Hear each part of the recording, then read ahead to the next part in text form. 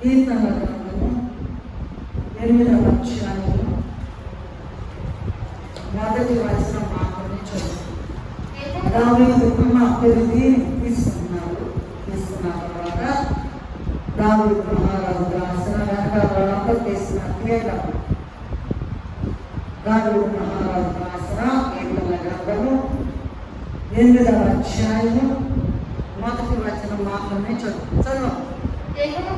యెహోవా మా ప్రభువా ఆకాశంలో నీ మహిమను కనపరచువాడా, భూమి అంతటా నీ నామము ఎంత ప్రభావం గలది. ప్రార్థన చేసి మమ్మల్ని తిరిగి ప్రేమించిన నీ నామము ఉచ్చరించడానికి తగదు, నీ నామముల గురించి పాటలు పాడడానికి మేము తగము, నీ నామముల గురించి ప్రార్థన చేయడానికి మేము తగము, నేను నీ నామాల గురించి ధ్యానం చేయడానికి మేము తగము, దేనికి తగము. చివరకు నీకు నీ నామములు ఎత్తి నీకు సాష్టాంగ నమస్కారాలు చేయడానికి కూడా మేము తగము. మట్టి పురుగులకు ప్రభు ఎందుకు యోగ్యత లేని మనం అయితే మంటి పురుగులమైన మా కొరకు నీవు మహిమ నుండి దిగి వచ్చి నీ ప్రభావ మహిమను కనపరచడానికి మీరు పడిన పాటల కొరకు మేము ఇచ్చే మీద తెచ్చుకోగలం ప్రభు. మా దగ్గరకు రండి, నీ పిల్లలైన మేము ఎదురు చూస్తూ ఉన్నాం. నీ మహిమల మాటల కొరకు తండ్రి అయ్యా, నీ మాటలు బంగారు మూటలు చాలునైనా దేవా, వజ్రాల మూటలు చాలునైనా, రత్నాల మూటలు చాలునైనా, మా మాటలు మానవ భాష చాలదు దేవా. మమ్మల్ని క్షమించి మాటి పురుగులమైన మేము అయ్యా నీ మాటలు వినడానికి ఆశపడుచు ఉంటుండగా మీరే దిగి వచ్చి ప్రభు గొప్ప కృప చూపించి మాతో మాట్లాడమని మా మధ్యకు దిగి వచ్చి యేసయ్య అతి పరిశుద్ధమైన నామములో ఎంతో వినయంతో వేడుకుని ప్రార్థిస్తున్నాము తండ్రి.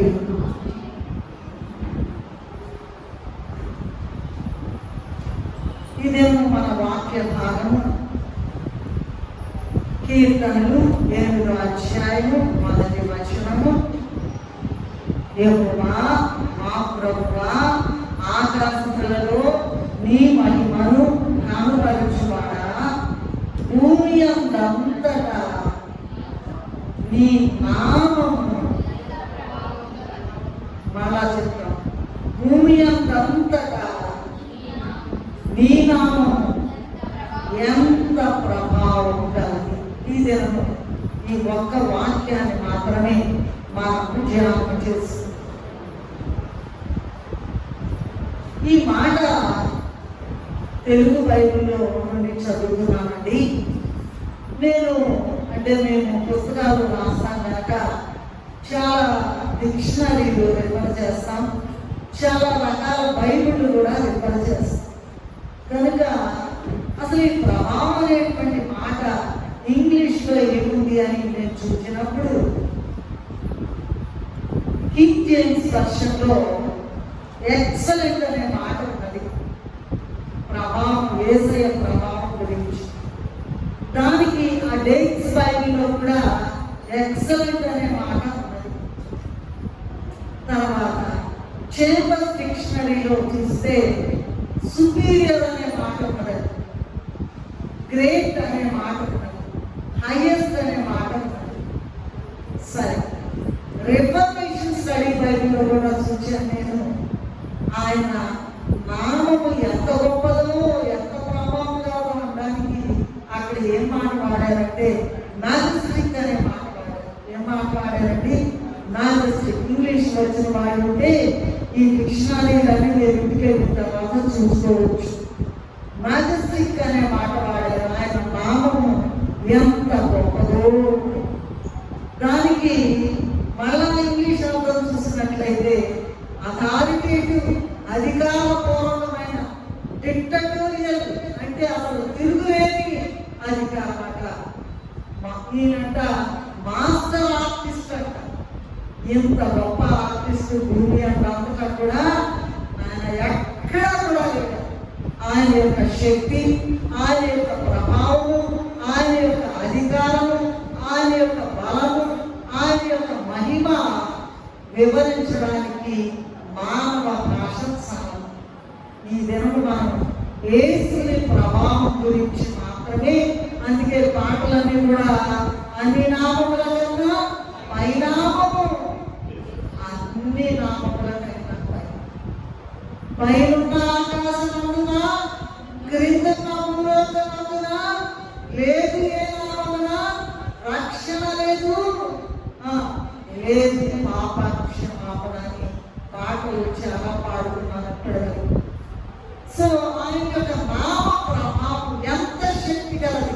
ఎన్ని మాటలు రాశారు ఇంగ్లీష్లో, గొప్పది అన్నమాట. గొప్ప మాటలు అంతకన్నా సుపీరియర్ అంట.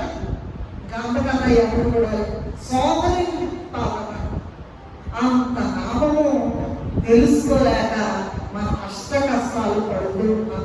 ఆ నామము యొక్క ప్రభావం, ఆయన నామము యొక్క శక్తి, ఆయన నామము యొక్క అధికారము, ఆయన నామము యొక్క బలము, ఆయన నామము యొక్క మహిమ తెలుసుకోలేక ఎన్నో తిప్పాలంటున్నాను. దేవదాసయ్య గారు ఏం రాశారంటే పాట, యేసు నామం కంటే ఏది గొప్ప అని రాశారు. ఏం రాశారండి చెప్పండి? యేసు నామం కంటే ఒక క్వశ్చన్ మార్క్ అన్నమాట. Question mark. ఏది గొప్ప చెప్పగలరా మీరు? ఏది లేదంటే జవాబు లేదు. యేసు నామం కంటే ఏది గొప్ప, ఏది గొప్ప లేదు.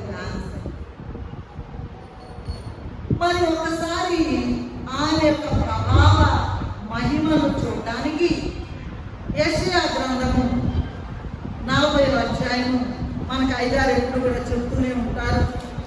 40వ అధ్యాయంలో చూసుకున్నామండి. 40వ అధ్యాయము 12వ వచనం చదువుకున్నామండి. అమ్మ ఒక్క నిమిషం ఆగండి తల్లి. ఆ చదివేవాళ్ళు సౌజన్యాన మన రెప్కాన చదువుతుంది. చాలా సంతోషం. అంటే వాళ్ళు ఇంకా తీసుకునే ఉంటున్నారు. దయచేసి ఒక్క నిమిషం ఆగితే మనకి చాలా సంతోషం. చాలా త్వరగా తీస్తున్నారు. అయితే ఒక్క నిమిషం ఆగితే వారు కూడా తీసుకునే వాళ్ళు కూడా చూస్తారు. సరే, తన కుడి స్థితిలో ఎవరు కొలిచిన వాడెవడు? ఒక్క నిమిషం. కుడి స్థితి అంటే ఏంటో తెలుసా? దోస్తులు. ఏమండి? భూమి మీద ఉన్నటువంటి నీళ్ళని కూడా తన దోషితో కొలుస్తాడంట. వింటున్నారా అందరూ కూడా? భూమి మీద ఉన్న ఎన్ని నీళ్లు ఉన్నాయో, ఎన్ని బావులు ఉన్నాయో, ఎన్ని పంపులు ఉన్నాయో, ఆ మొత్తం నీళ్ళని కూడా తన దోషితో కొలుస్తాడంట. ఎంత గొప్ప నామం! అలాగే జనతో ఆకాశము కొలచు. ఆకాశాలంటే భూమి మొత్తం అండి. ఎన్ని దేశాలు ఉన్నాయో ఆ మొత్తం యొక్క ఆకాశం యొక్క కొలతంతో చూడండి. జాన్ అంటే తెలుసు కదా, మొత్తం అంట ఎంత ఉందో, ఆకాశం కొలత ఎంత ఉందో జానతో కొలిచిన వాడంట. అర్థమవుతుందా మీకు? ఎంత గొప్ప దేవుడు! అలాగే భూమిలోని మన్నును కొలపాత్రలో, భూమి మీద, ఇది మనం ఇండియా దేశంలో ఉన్నాము. మరి రాష్ట్రం ఆంధ్ర రాష్ట్రము, బాపట్ల జిల్లా కదండి. ఇట్లాంటి గ్రామాలు, మండలాలు ఇవన్నీ కూడా ఇలాగా భూమి మొత్తం మీద ఎంత మంది ఉందో ఆయనంట ఒక పాత్రలో పిలిచిపెట్టాడంట. ఆయన అడిగితే ప్రభు ఎంత గొప్ప నామం! కొత్తగా నాకు ఆడట్లా. అన్ని నామముల పైనామము యేసుని నామము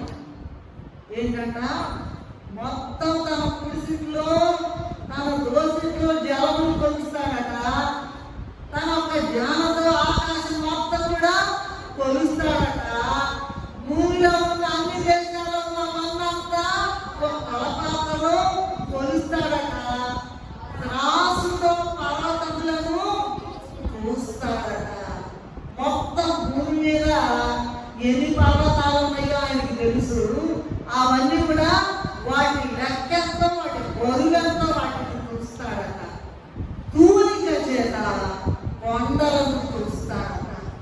అసలు ఏ మాటలకి వినేటట్టున్నాయా, నమ్మగలిగేటట్టున్నాయా? అసలు ఆయన నామ ప్రభావం మీకు తెలుసా అని అడుగుతున్నాను నేను. యేసు నామం అంటే తేరగా ఉందనుకుంటున్నారా? ఆ ప్రభావం అడగానే, మాట్లాడగానే ఎక్కడ చెయ్యాలి అక్కడ పడిపోతాయి. యేసు నామము హృదయపూర్వకంగా మాట్లాడితే, యేసు నామము మరి పలికితే, యేసు నామము స్మరింపగానే మనస్సు మారి నూతనమైపోతుంట. ఒక దెబ్బకి బండ వంటి రాతి హృదయము ఏమైందంటండి? ఏమవుతుందట? మాంసపు గుండె అయిపోతుందట. అంత గొప్ప నామ ప్రభావ ఘనతను గురించి ఈ దినము మనము ధ్యానం చేసుకుందాము. అంటే దీన్ని బట్టి చూసినట్లయితే భూమి మీద ఆయన యొక్క ప్రభావము, యేసయ్య ప్రభావం నాకు ఎంతో కొలతలేదు. అందుకే ఇప్పుడు కీర్తన గ్రంథము 8వ అధ్యాయం 1వ వచనంలో మనం చదువుతున్నాం. అలాగే కీర్తన గ్రంథంలోని 19వ అధ్యాయం 1వ వచనంలో చూసినట్లయితే ఆకాశములట దేవుని మహిమను ఏం చేస్తున్నాయట? దేవుని మహిమ ఎంతో ఆకాశములు వివరిస్తున్నాయట. నువ్వు వివరిస్తున్నావా? నువ్వు చూస్తున్నావా? నువ్వు గమనిస్తున్నావా? ఎంత ఎంత ఎంత ఎంత ఒక పరిమితి అనేటువంటి లేదు, పరిమితి అనేటువంటిది లేదు. అసలు ఆయన యొక్క నామ ఘనత, నామ ప్రభావం ఎంతో నీకు తెలుసా? మనలో ఎంతమంది ఆయన నామ ప్రభావం గుర్తించి అనుభవించగలుగుతున్నాం? ఆయన ప్రభావం, ఆయన మహిమ ఎట్లా పొందాలో ఈ దినము మనము ధ్యానించుకుంటాము. ఉదాహరణకు ఒక బోర్డు ఉంటుంది. మన అమ్మాయి ప్రవచన బోర్డు పెట్టి రాస్తా ఉంటుంది కదా, అలాగే ఒక బోర్డు ఉందని అనుకున్నాను. ఆ బోర్డు మీద 12 అంశాలు ఉన్నాయి. జాగ్రత్తగా వింటున్నారు కదా? ఇక్కడ చాలా మంది ఉన్నాం కదండి. మందిరంలో చాలా మంది ఉన్నాం. ఉన్నవారిని కూడా అంటే చాలా రకాల మనుషులు ఉన్నారు. అయితే ఈ ఉన్న వారందరినీ కూడా 2 గుంపులుగా భావించుకుందాము, విభాగించుకుందాము. ఏంటా 2 గుంపులు అంటే చెప్తాను నేను. ఏంటంటే ఒకటేమో కొందరంటావా ఆయన నామ ప్రభావం గుర్తించి పనులు చకచకా చకచకా చేసుకునేవారట. వాళ్ళు ముందు వరుసలో ఉన్నారు. మరి కొందరేమో ఆయన నామ ప్రభావం గుర్తించకుండా వెనకబడిపోయి ఎక్కడుంటే అక్కడ వేసిన గొంగలిలాగా అక్కడే ఉంటున్నారట. ఈ 2 గుంపులు మనకు కనపడతాయి. ముందు వరుసలో ఉన్నవారు, వెనుక వరుసలో ఉన్నవారు. ముందు వరుసలో ఉన్నవారేంటి? చకచక పనులు పనులు ఆశయాలకి ఆయన నామం ఎంత గొప్పది, ఆయన నామం ఎంత శక్తి గలది, ఆయన నామం ఎంత ప్రభావం గలది అని తెలుసుకోవడానికి ఇంకా ఇంకా ఇంకా ఇంకా వారు తరచి తరచి చూస్తూనే ఉన్నారు. వెనకబడిన వారు అట్లాగే వెనక వెళ్ళిపోతున్నారు. అయితే ఇక్కడ ముఖ్యమైన విషయం ఏంటంటే యేసు ప్రభువట అందరి పనులు జరగాలి, అందరి పనులు జరగాలి. ఒక్కొక్కరు పలకరించామంటే ఒక్కొక్క మాట చెప్తారు. ఏమ్మా నీకు ఏం కావాలి అంటే చెప్తారు కదమ్మా, చెప్తారు కదా. ఏం కావాలంటే అని చెప్తారు. ప్రభువట ముందున్న వాళ్ళు సరే పనులు జరిగించుకుంటున్నారు, కానీ వెనుకున్న వాళ్ళు అలాగే ఉంటున్నారు. అయితే ముందున్న వరుస వెనుకున్న వరుస కాకుండా అందరి ముందు వరుసలో ఉండి అందరి పనులు జరిగించుకోవాలని ఆశ ప్రభు కలిగి ఈ దినము, ఈ అంశం, ఈ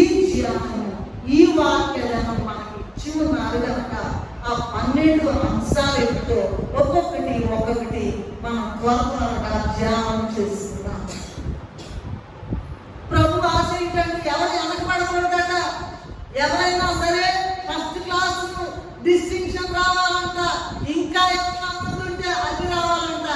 ఎందుకయ్యా వెనక వరుసలో ఉంటారు పనులు జరిగించుకోకుండా అని ఆయన నామ ప్రభావ ఘనతను ఈ దినము వివరించడానికి ప్రభు మన మధ్యకు దిగి వచ్చి ఉన్నారు. నంబర్ 1 బోధ. రాసుకునే వాళ్ళ వరకు నేను త్వరగా చెప్తాను. ఈ దినం నేను నెమ్మదిగా వెళ్ళడానికి సమయం లేదు, మళ్ళా సంస్కార భోజనం కూడా ఉన్నది కనుక 12 అంశాలు, బోర్డు మీద ఉన్న 12 అంశాలు. ఇది దేవదాసయ్య గారి స్పష్టమైన బోధ కనుక ఒక్కొక్కటి 12 అంశాలు నేను చెప్తాను. దయచేసి రాసుకునేవాడు నేను కొంచెం స్పీడు వెళ్ళినా కూడా క్షమించు, తర్వాత నన్ను అడగండి, నేను చెప్తాను. నంబర్ 1 బోధ. దేవుడట ఆదిలో బంతి భోజనం, బంతి అంటే ఏంటంటే భోజనాలు పెడతారు, బంతి భోజనం ఏర్పాటు చేయడానికంట పండ్లు, ఆకులు, కూరగాయలు, నీరు, ధాన్యము మొదలగు వాటన్నిటిని కూడా ఏర్పాటు చేయడానికట ఏర్పాటు చేసి వీటన్నిటిని ఏమేంటండి కూరగాయలు, పండ్లు, ఆకులు, నీరు, ధాన్యము అన్నీ కూడా ఏర్పాటు చేసి వీటిని చూడటానికట పైన ఆకాశంలో 2 దీపాలు పెట్టాడు. ఏంటా దీపాలు? సూర్యుడు, చంద్రుడు. అఫ్కోర్స్ నక్షత్రాలు కూడా ఉన్నాయి. అయితే పగలేమో సూర్యుడు, రాత్రేమో చంద్రుడు. 2 దీపాలు పెట్టాడు. దీపాలు పెట్టాడు, ఇవన్నీ కూడా సృష్టించాడు. కానీ వాళ్ళకంట మానవులైన వారికంట జ్ఞాన దీపం లేకపోతే వీటిని చూడలేదు. ఏంటి ఈ రకరకాల పండ్లు ఏమిటి? అరటి పండ్లు ఉన్నాయి, ఆపిల్స్ ఉన్నాయి, బత్తాయిలు ఉన్నాయి, ఇంకా డ్రాగన్ ఫ్రూట్స్ ఉన్నాయి, చాలా చాలా చాలా చాలా రకాల దానిమ్మ ఉన్నాయి, కమలాలు ఉన్నాయి. ఇవన్నీ చూడటానికంట జ్ఞాన దీపం కావాలి. ఆకాశంలో సూర్యుడు అనేది 2 దీపాలు పెట్టాడంట. సూర్యుడు పగలు, చంద్రుడు రా. ఇవి సృష్టించాడు, కానీ అవి చూడాలంటే మానవులకు జ్ఞాన దీపం కూడా అవసరం. అందుకని ఓహో ఇప్పుడు నేను చెప్పాను కదా, ఇవి కమలాలు, ఇవి బత్తాయిలు, ఇవి అరటిపండ్లు అని జ్ఞానం చేత తెలుసుకోగలుగుతున్నాం. కనుక జ్ఞాన దీపం కావాలి కనుక జ్ఞాన దీపం కూడా పెట్టాడు. ఇవి కాకుండా అమ్మ చిన్న పిల్లలైన వారు బయట తిరుగుతూ ఉన్నారు, జాగ్రత్తగా చూసి దయచేసి వాళ్ళందరినీ క్రమంగా కూర్చోండి. సరే, జ్ఞాన దీపం కూడా ఇచ్చివేశాడు. పైవన్నీ ఇవ్వడమే కాకుండా పైవన్నీ ఎట్లా ఇచ్చాడో జాగ్రత్తగా వినాలి. పైవన్నీ ఎట్లా ఇచ్చాడో ప్రభువు తన ప్రాణం కూడా ఇచ్చివేశాడట. అంతేకాదు తన రక్తమంతా కూడా దారపోశాడట. అయితే ఆదాము హవ్వలు పాపము చేసినందువలన ఏదెని తోటలో నుండి వెళ్ళబట్టబడ్డారట. వారి వలన పాపం ప్రవేశించింది. అందువలన క్రీస్తు ప్రభువే భూమి మీదకి వచ్చి భూమి మీద ఉన్న మనలను మేఘంలోకి తీసుకుని వెళ్ళి మేఘమంతా కూడా ఆ మేఘంలో నుంచి వెళ్ళిన తర్వాత మోక్షమంతా కూడా చూపిస్తాడట. మామూలుగా పిల్లలు హాస్టల్లో ఉండి ఇల్లు వెళ్ళగలుగుతారు కదా, వెళ్ళగలగడం అంటే చాలా సంతోషం. హాస్టల్లో ఉండి చాలా కాలం అయిన తర్వాత ఇంటికి వెళ్ళాలంటే అమ్మా నాన్న చూడాలంటే చాలా సంతోషం కదండి. అలాగే మోక్షానికి తీసుకుని వెళ్ళి మోక్షమంతా కూడా చూపించి మోక్ష వారసులుగా చేస్తాడట. లోకం అనే ఈ తోటలో నేడు భయంకరమైన పాపం ఉన్నదట. కనుక మనలను ఇక్కడ ఉంచరు. ఇది బోధ. ఏంటమ్మా ఇది బోధ? ఏంటా బోధ? అన్ని ఇచ్చేశాడు. ఆకాశంలో దీపాలు ఇచ్చాడు, జ్ఞాన దీపం ఇచ్చాడు, ప్రాణం ఇచ్చాడు, రక్తం తారపోసాడు. అయితే మన ఆది తల్లిదండ్రులు పాపం చేసినందువలన పాపం భయంకరమైన గర్భరోగం, మాయరోగం, దుర్మార్గ రోగంలో ఉన్నాం కనుక ఎక్కడ ఉంచడానికి ఆయనకి ఇష్టం లేదు.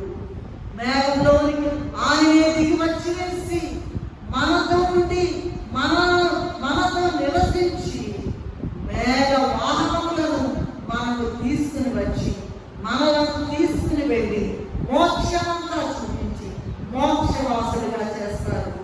ఇక్కడ ఈ భయంకరమైన పాపలోకములో మనలను ఉంచరు. ఇది బోధ. ఈ బోధ వింటున్నారా ఏమ్మా? కీర్తన గ్రంథము 127వ అధ్యాయం 20వ వచనంలో చూసినట్లయితే ఆయన తన వాక్కుని పంపి వారిని బాగు చేసెను. ఆయన వారి పడిన కుంటలో నుండి వారిని విడిపించెను. వింటున్నారా? మాట్లాడుతున్నారా? వింటున్నారు? ఏం వింటున్నారు? బోధ వింటున్నారా లేదా? 107వ అధ్యాయం 20వ వచనం ఇదంతా చెప్పిన తర్వాత ఆయన ఏం చెప్పాడంట? తన వాక్కు let there be light, let there be stars, let there be a sun, let there be a moon అని మాట ఎంత ప్రభావం కలది ఈ మాట. కలుగుగా కలిగేస్తుందండి. ఇది బోధ. ఎవరైతే ఈ బోధ ఆయన వాక్కు కనుక అంత పవర్ఫుల్ అండి. ఎవరైతే ఆయన వాక్కు వింటారో లేదా ఆయన బోధ వింటారో, ఇది ఆయన వాక్కు కనుక విని బాగుపడితే వాళ్ళందరూ ముందు వరుసలో ఉంటారు. వివాహాల కొరకు వచ్చిన వారు ఉన్నారు, ఉద్యోగాల కొరకు వచ్చిన వారు ఉన్నారు, సుఖ ప్రసూతి కొరకు వచ్చిన వారు ఉన్నారు, బిడ్డల కొరకు వచ్చిన వారు ఉన్నారు కదండి. రోగాలు నయం కొరకు, స్వస్థతల కొరకు వచ్చిన వారు ఉన్నారు, అప్పులు తీరానికి వచ్చిన వారు ఉన్నారు. ఆయన మాట ఎంత పవర్ఫుల్ మీకు తెలుసా? ఈ బోధ వింటే మొట్టమొదటి పాయింట్ నిజమే, గొప్ప దేవుడు, శక్తి గల దేవుడు, మహిమ గల దేవుడు అని ఎవరైతే వింటారో ఈ బోధ వినంగానే రోగాలన్నీ ఎందుకు వచ్చినాయో తెలుసా? పాపం వల్ల. మనకు వచ్చే రోగాలన్నీ పాపం వల్లనే. ఈ బోధ వింటే ఆయన మన కొరకు రక్తం కార్చాడు, మన ప్రాణం ఇచ్చాడని ఎవరైతే వింటారో ఈ బోధ వలన వెంటనే బాగుపడి అంటే వాళ్ళ పనులన్నీ సరిపోతాయి. ముందు వరుసలో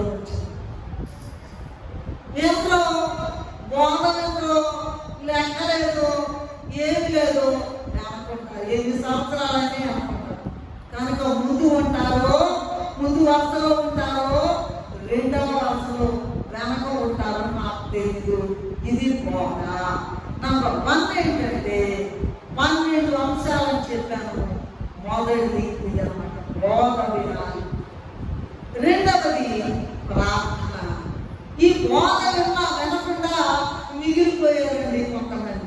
పైన చెప్పినట్లు బోధ ఎవరైతే వింటారో వినగానే వారికి పాపములు, జబ్బులన్నీ పోతాయి.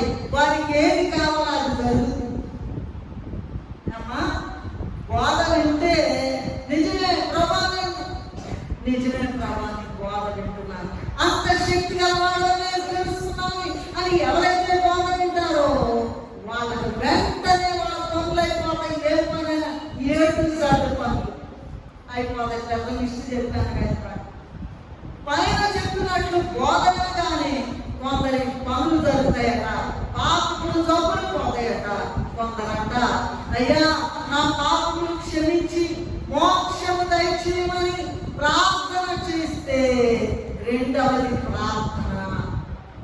నంబర్ 1 ఏంటమ్మా? బోధ. చెప్పండి, బోధ.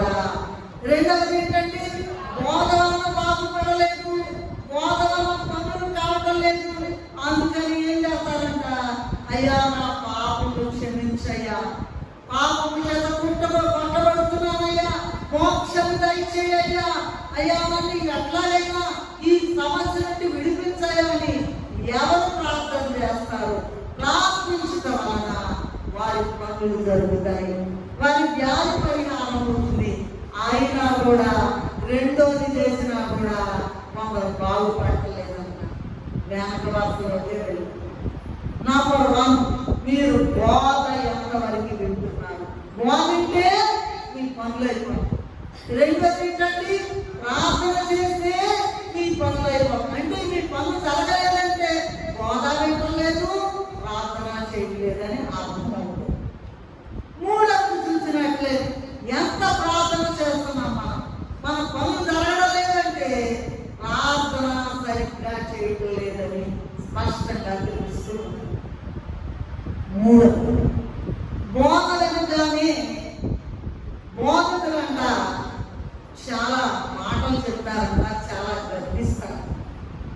బోధకులు చెప్పే మాటలకు గర్వింపులకు లోబడి అన్ని రకాలైన పాపాలు ఒప్పుకున్నట్లయితే వారి పనులు అయిపోతాయి, వ్యాధి నివారణ కూడా అయిపోతున్నారు. అన్ని రోగాలు పాపం వల్లనే, మన పనులు జరగకపోవడం మన పాపం వల్లనేనండి. కనుక మొట్టమొదటి బోధ ఇది దేవదాసయ్య గారి బోధ. రెండవది ప్రార్థన. బోధన వింటున్నావా? ఎంతవరకు వింటున్నావు? రెండవది ప్రార్థన చేస్తున్నావా? ఎంతవరకు చేస్తున్నావు? మూడవది పాపము ఒప్పుకోనుట. బోధ వినగానే బోధకు చెప్పే మాటలకి మంట మండుద్దంట కొంతమందికి, గర్వింపులు. అయితే యోబు గ్రంథం 5వ అధ్యాయం 17వ వచనంలో, ప్రకటన గ్రంథము 3వ అధ్యాయం 19వ వచనంలో నేను ప్రేమించు వారిని గర్దించి శిక్షిస్తూ ఉన్నాను అంటున్నారు. గర్దింపులు ఎందుకంటే వాళ్ళు ప్రేమిస్తున్నారట, వాళ్ళంటే ఇష్టమట, మనమంటే ఇష్టమట. అందుకని ఈ బోధలు చెప్పిస్తూ ఉన్నారట. అన్ని రకాలైన పాపములు ఒప్పుకున్నందువలన వ్యాధి నివారణ అవుతుంది. అయినా కూడా ఇంకా పనులు జరగని వారు, ఇంకా వ్యాధి పోని వారు చాలా మంది ఉంటారు. ఎందుకంటే పాపములు ఒప్పుకోకపోవడం వలన. మేము ఎక్కడ చేసామనుకుంటారేమో, తల్లి గర్భంలోని పాపముల నుంచి వచ్చాము. నంబర్ 1 ఏంటండి? బోధ. మీ పనులు జరగకపోవడానికి మీరు బోధ వింటలేదు, నంబర్ 1. రెండవది ప్రార్థన చేయలేదు. మూడవది ఒప్పుదల, ఒప్పుకుంటలేదు. పాపాలు ఒప్పుకోకపోవడం వలన మీ పనులు జరుగుతలేదు. నాలుగవది ఏంటంటే నమ్మిక. మూడవది నీ పాపం ఒప్పుకుంటున్నావా? నడిపెట్టు నుంచి అరికాలు వరకు మొత్తం పాపమే, మొత్తం పాపమే. నీ పాపం ఎంతవరకు? నేను బాగానే క్లీన్గా ఉన్నాను అనుకుంటున్నావేమో, అది కూడా తల్లి, అది కూడా తల్లి గర్భంలోని, నా తల్లి గర్భంలోనే నన్ను పాపములోనే ఉంది, పాపములోనే నన్ను గర్భాన్ని ధరించింది, గర్భము ధరించిందని దావీదు మహారాజు గారు చెప్తూ ఉన్నారు. కనుక బోధ వినకపోవడం వల్ల పనులు జరగడం వల్ల, ప్రార్థించకపోవడం వల్ల జరగడం వల్ల, పాపం ఒప్పుకోకపోవడం వల్ల జరగడం వల్ల, మూడైపోయి ఇంకా దొరుకుతున్నాయి. నాలుగోది ఏంటంటే నమ్మిక. కొందరట ప్రభువుని పూర్తిగా నమ్ముతారట. ఎలా నమ్ముతారట? ఈ లోకంలో క్రీస్తే నాగతి, పరలోకంలో కూడా క్రీస్తే నాగతి. నీవు తప్ప నాకేమూ లేదయ్యా, ఇక్కడ నువ్వే నాగతి అయ్యా, అక్కడికి వచ్చినా కూడా నీవే నాగతి అని నమ్ముకుంటారంట. ఎందుకంటే మార్కు సువార్త చదవనక్కలేదు 16వ వచనంలో నమ్మి బాప్తిసం పొందిన వాడు రక్షింపబడును, నమ్మని వారికి శిక్ష విధింపబడును అని ఉన్నది. కనుక ఇదిగో మరి నమ్ముకునేవారు, ఈ నమ్ముకుని ఎవరైతే నమ్ముకుంటారో వాళ్ళ పనులు జరిగిపోతాయంట, వాళ్ళ జబ్బులు కూడా పోతాయంట, వెంటనే పోతాయంట. ఈ నమ్ముకుని పనులు జరిగించుకున్న వారు ముందు వరుసలో ఉంటారట, లేని వారు వెనక వరుసలో ఉంటారు. ప్రతి దానికి ఉందండి లెక్క, ప్రతి దానికి కూడా లేకుండా చేయట్లా. ఎందుకంటే వాళ్ళు వెనకెత్తుకు వెళ్ళిపోతున్నారంటే నమ్మకపోవడం వలన. మరి ఇప్పుడైనా క్రీస్తే నాగతి, భూలోకంలో క్రీస్తే నాగతి, పరలోకంలో క్రీస్తే నాగతి అని నమ్ముకుంటున్నావా? మనం పాడుకుంటాం కదా, నీవుగాక వేరే మాకు, నీవుగాక వేరే మాకు దారి లేదయ్యా, నా దారి నీవయ్యా, శ్రీ యేసు మహారాజా.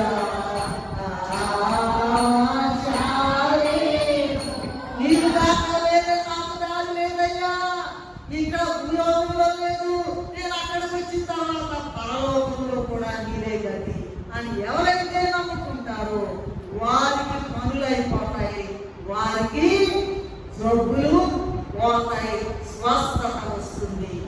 ఐదవది చూసినట్లయితే సాక్ష్యము. ఐదవది సాక్ష్యం. ఆయన నామ ఘనతను ప్రభావాన్ని గుర్తించలేకపోతున్నారండి. ఎంత కొట్టుకుంటున్నారో పనులు జరగ. ఐదవది సాక్ష్యం. వ్యాధి పోయిన తర్వాత లేదా పనులు జరిగిన తర్వాత అందరికీ చెప్పాలట. నా పని అయిపోయిందమ్మా అని అందరికీ సంతోషంతో చెప్పాలంట. ఎందుకంటే ప్రభు నమ్ముకుంటే వారి వ్యాధి పోయిందని, పాపం నుండి విడుదల కలిగిందని, ఆ విడుదల కలిగింది కనుక యేసు క్రీస్తే నిజమైన దేవుడని, నిజమైన రక్షకుడని అందరికీ చెప్పాలట. అదే సాక్ష్యం. ఇది కూడా మన పనులు జరిగించుకోవడానికి గొప్ప సాధనమైనది.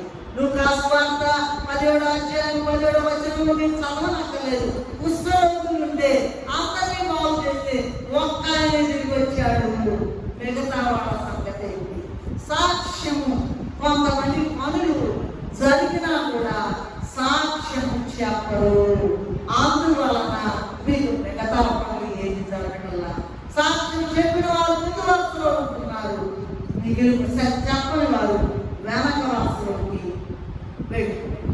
ఈ మందిరానికి వచ్చిన తర్వాత ఏమైనా దేవుడు మేలు చేశాడా అనే సాక్ష్యాలు ఎన్నిసార్లు చెప్పారు, ఎంతమందికి చెప్పారు అనేటువంటిది పరిశీలించుకోవాలి. చెప్పిన వారు, సాక్ష్యం చెప్పిన వారు ముందుకు వెళ్ళిపోతున్నారు, చెప్పని వారు వెనక్కి వెళ్ళిపోతున్నారు. ఆరవది చూసినట్లయితే నేను చాలా స్పీడ్గా వెళ్తున్నాను. సంద అండి. ఆరవది సంద, కానుక. ప్రభు మేలు చేయడం వల్ల కొందరికి వ్యాధి నివారణ, కొందరికి పనులు జరుగుతాయి. అటు జబ్బు పోయినందువలన, వారి పని జరిగినందువలన కృతజ్ఞత కానుక సమర్పించాలి. ఇంటి గొప్ప దేవుని పని జరిగించడానికి వాళ్ళట పత్రికలు అచ్చివేయాలట, బైబిళ్ళు వాళ్ళ డబ్బులు పెట్టుకొని పంచాలట, అమ్మాలట, బోధకులకు చందా ఇవ్వాలట. ఈ పనులు చేయడం వలన, కానుక ఇవ్వడం వలన కొందరికి స్వస్థత జరుగుతుంది, పనులు కూడా జరుగుతాయి. అయితే ఇది ఖచ్చితంగా అసలైన సిసలైన ఐదారు కూడా ఏమి రాశారంటే, దేవుడికి డబ్బులు లేవా ఏంటి, ఏ బాధలకి ఎందుకు ఇవ్వాలి డబ్బులు అనే ప్రశ్న ఉత్పన్నం అవుతుంది.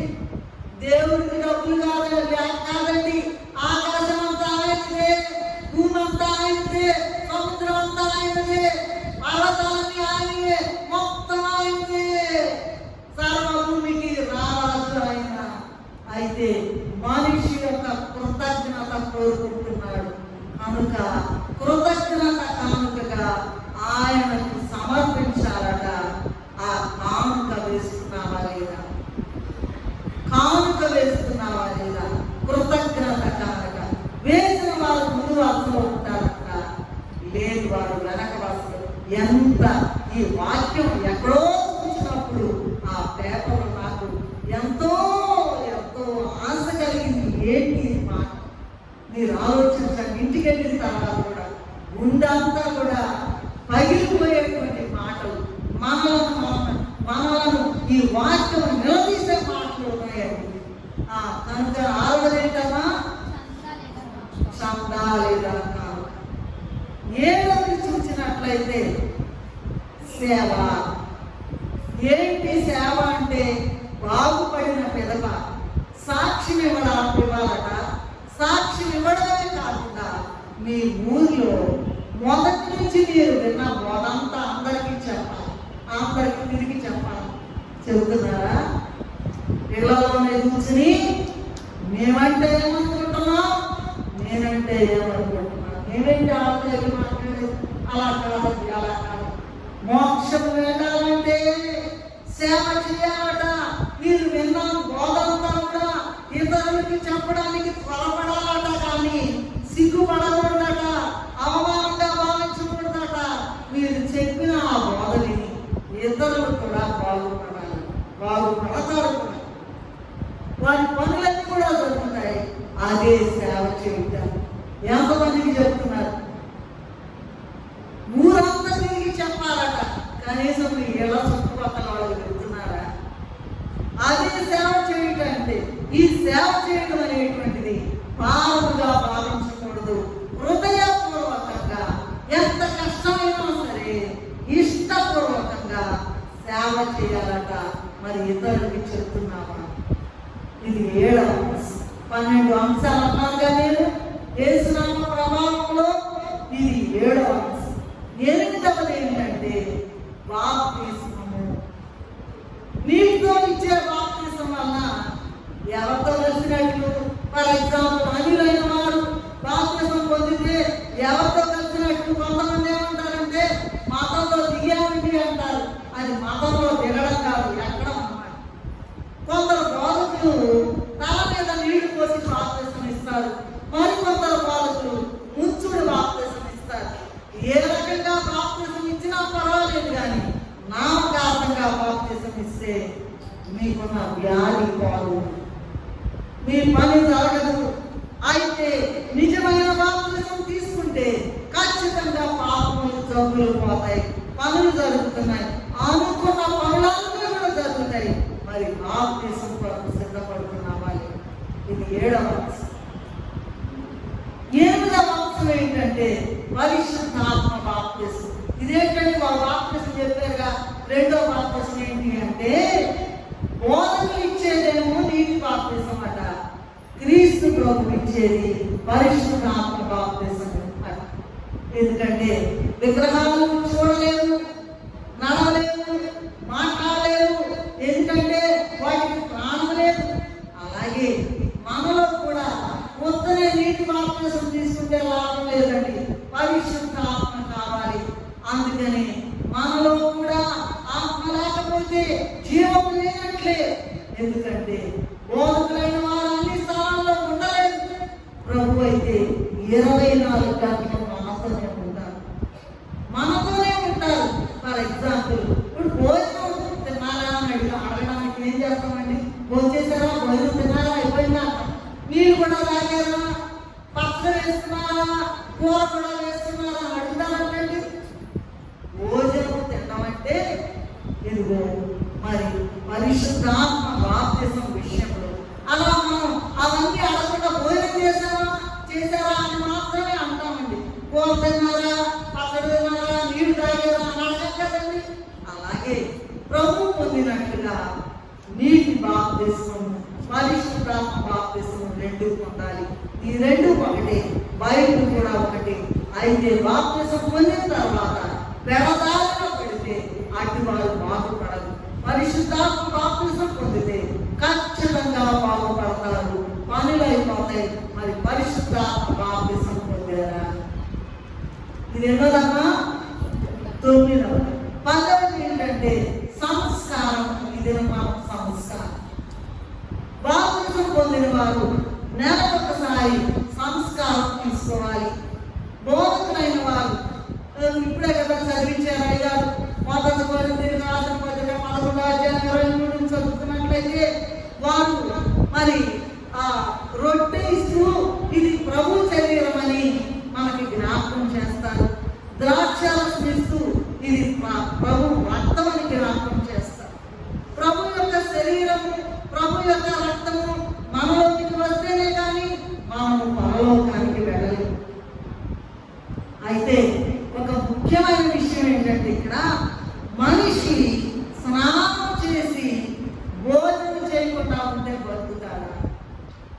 ఏమ్మా, మనిషి అంటే భోజనం చేసిన తర్వాత, స్నానం చేసిన తర్వాత, భోజనం బాప్తిసం తీసుకున్న తర్వాత సంస్కారం తీసుకున్నాం. స్నానం చేసిన తర్వాత భోజనం చేయకుండా మనిషి బతకడు కదా. అలాగే బ్రతికినంత బాప్తిసం ఒక్కసారే తీసుకోవాలి.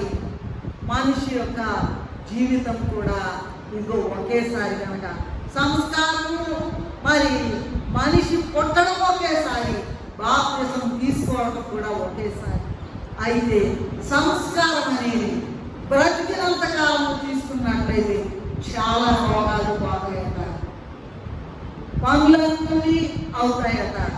అయితే కొందరిలో నామకార్థ స్థితి ఉన్నందువలన రోగం నుండి బాగుపడదు, వారి పనులు కూడా జరగదు.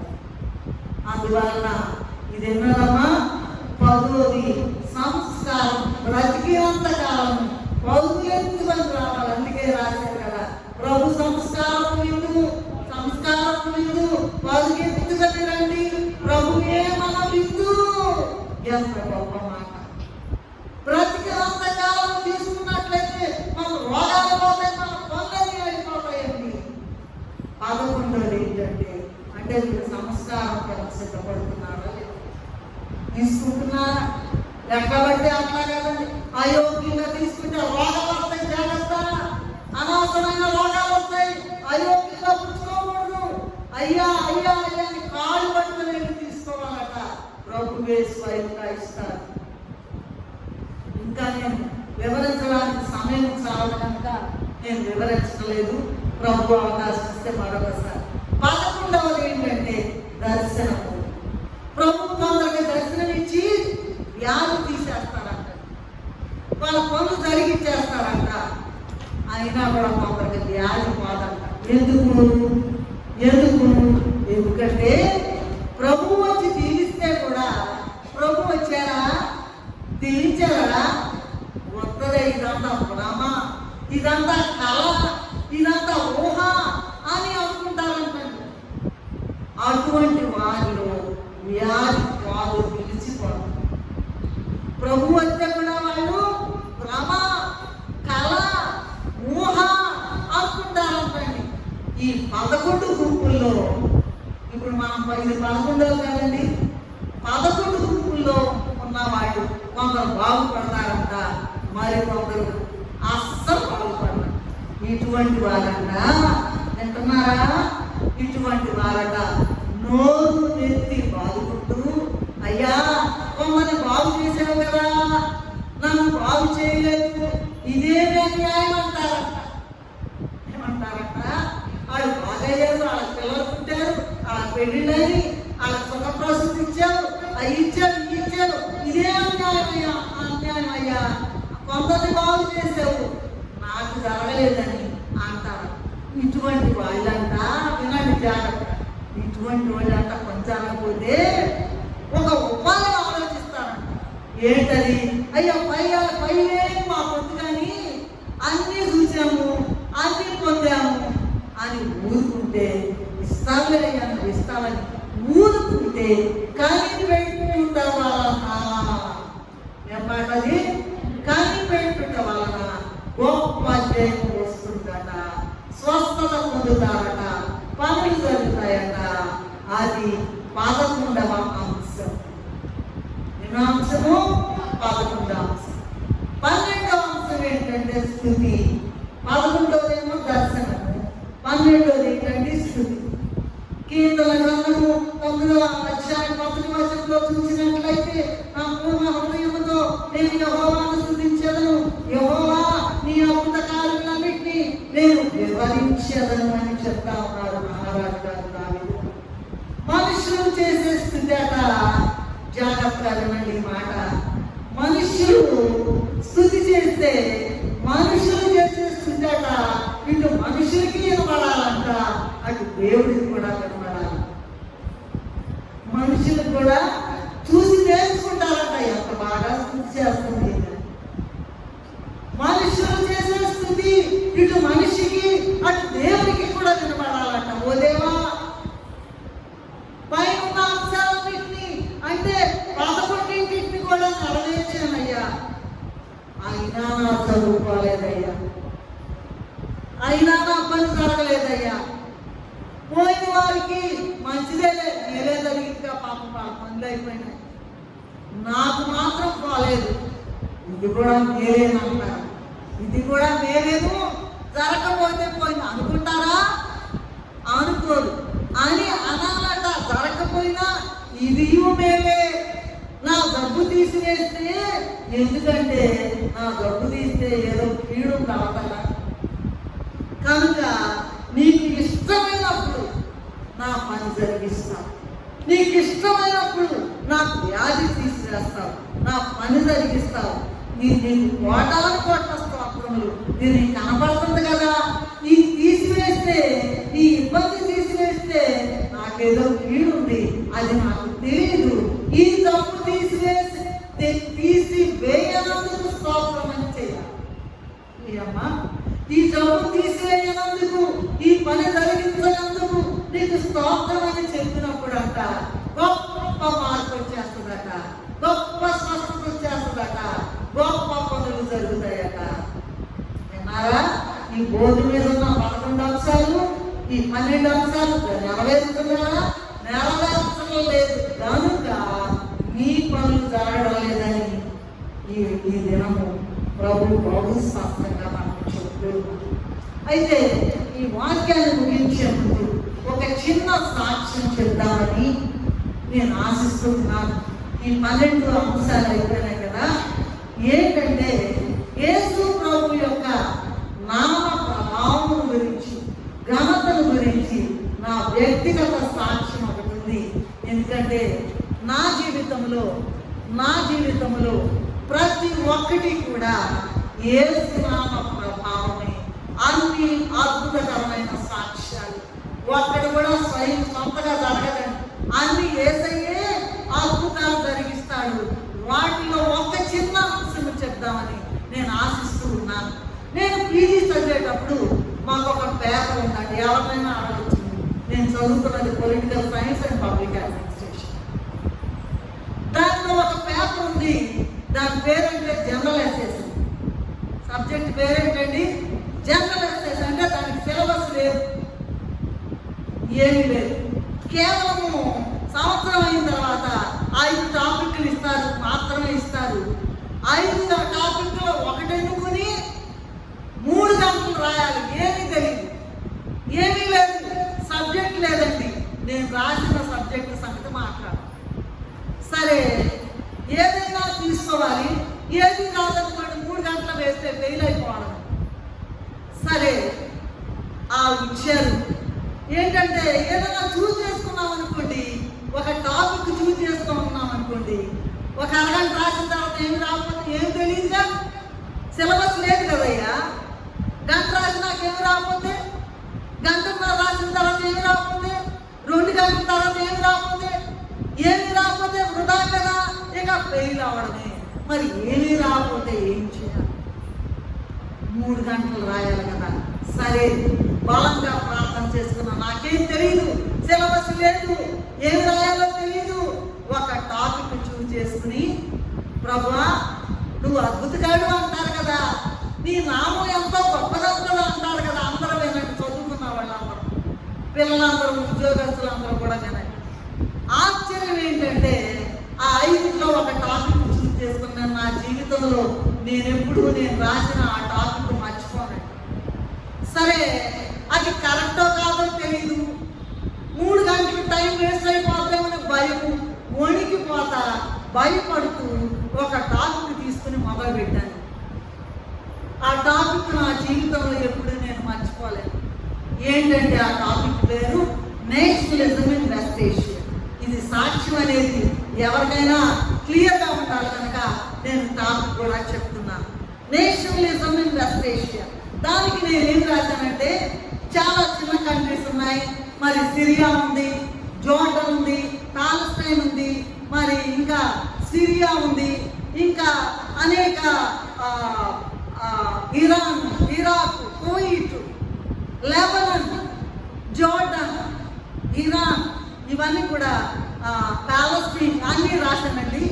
రాసి చివరిగా ఇజ్రాయెల్ కంట్రీ గురించి రాసి దాని ఆవిర్భావం గురించి రాసి చూసుకున్నానండి. మరి పరీక్షలు పబ్లిక్ పరీక్ష రాసే వాళ్ళకి మెయిన్ దాంట్లో ఎన్ని షీట్లు ఉంటాయి? మా పిల్లలైన వాళ్ళు చెప్పండి, ఎన్ని షీట్లు ఉంటాయి మెయిన్ దాంట్లో? మెయిన్ దాంట్లో ఎన్ని ఉంటాయి చెప్పండి? ఎడిషనల్స్ కాదు అమ్మా,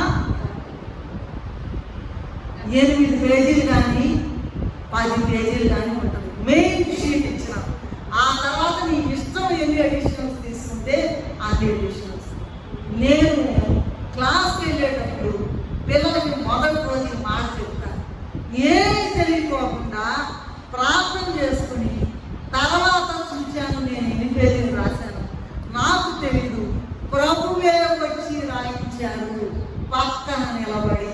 నాకేమీ తెలియదండి, ఏమి రాశానో నాకు తెలియదు.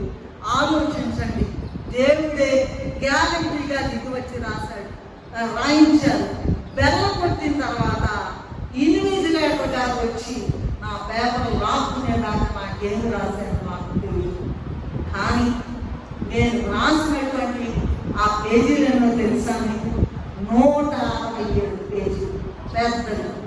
పెద్ద దీనికన్నా మామూలుగా ఉంటుంది కదండి, ఒక పేపర్ ఉంటుంది కదండి, ఎడిషనల్ షీట్. 167 పేజీలు. ఇది ప్రభువు నామ మహిమార్థమై చెప్తూ ఉన్నాను. మరి అందులో నాకు హైయెస్ట్ మార్క్స్ వచ్చినాయి. ఎందుకంటే యేసునామ ప్రభావం కనుక చెప్పాలంటే నాకు ఇదే గుర్తొస్తుంది. నా జీవితంలో ప్రతి ఒక్కటి అద్భుతమే.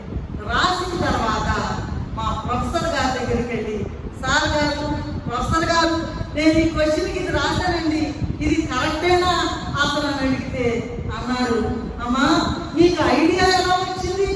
ఇవన్నీ రాయాలని మీకు ఎలా ఐడియా వచ్చింది? కరెక్ట్గా రాసేమన్నారు, పూర్తిగా కరెక్ట్ రాసేమన్నారు.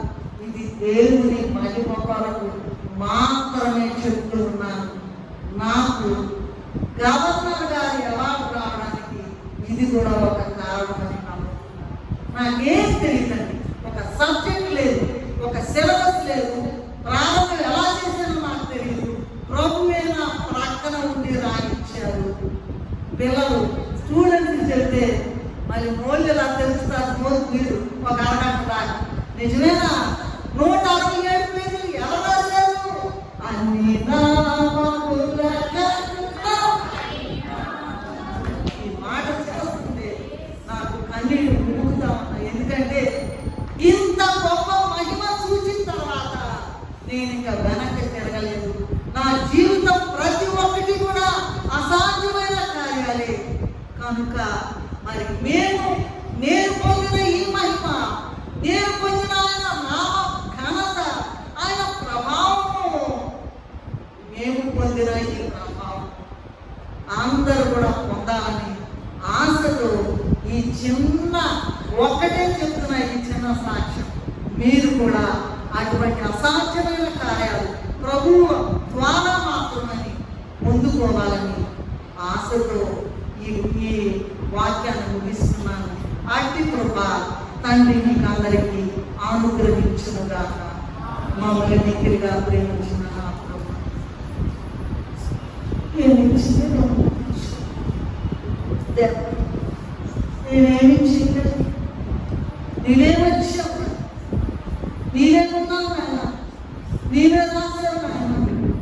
ఇది పిల్లలందరికీ, చూచే వాళ్ళందరికీ, సివిల్ సర్వీసు రాసే వాళ్ళందరికీ, అందరికీ కూడా గొప్ప ఉపయోగమైనటువంటి ఆయన. కానీ దీనికి ఎరగనటువంటి అసాధ్యమైన 167 పేజీలు ఎవరు రాయగలరు? నీకు అంటే సాటి లేని దేవుడు నాతో ఉన్నావు కనుక నీరే రాశాను, నేను కాదయ్యా. నీకు నమస్కారం నాయన. నీ వాక్యాన్ని వినే ప్రతి బిడ్డ కూడా, వెనకబడిన ప్రతి బిడ్డ కూడా ఈ 12 బోధి మీద రాయబడిన ఈ అంశాలు చూసుకుని అవన్నీ జరిగించి నీ మీద ఆనుకుని, యేసు ఆకాశములలో నీ మహిమను కనపరచువాడా, నీ నామము ఎంత ప్రభావం కానీ ఎంతో ప్రోత్సహించిన అటు కొలతలేని నీ నామ ప్రభావ ఘనతను వ్యక్తిగతంగా మీరు ప్రతి ఒక్కరికి కూడా అయ్యా ఈ వాక్యాన్ని వినే ప్రతి ఒక్కరు కూడా అనుభవించిందండి మీ యొక్క ఘనమైనటువంటి కార్యాలు, అసాధ్యమైన కార్యాలు మా జీవితాల్లో మేము ఆయన అనుభవించి మీ ఘననామాని యొక్క మహిమను అనుభవించి ఆయన నీ ఘనమైన నామాన్ని బట్టి మోక్షములో చేరి యుగ యుగాలు నీతో ఉండే ధన్యత ప్రతి ఒక్కరికి దయచేయండి. దిగి వచ్చి మాతో అసాధ్యమైన విషయాలు ఆయన వివరించిన మా కన్నతల్లి అయిన యేసయ్య అది పరిశుద్ధ నామములు స్తుతించి వేడుకుంటున్నాము తండ్రి. Hello friends, welcome to our channel. I am glad that you came across our channel. మా వీడియోస్ మీకు నచ్చుతున్నట్లయితే లైక్ చేయండి, కామెంట్ చేయండి, షేర్ చేయండి, సబ్స్క్రైబ్ చేసి బెల్ ఐకాన్ని ట్యాప్ చేయండి. Thanks for watching. మర్నాథ్.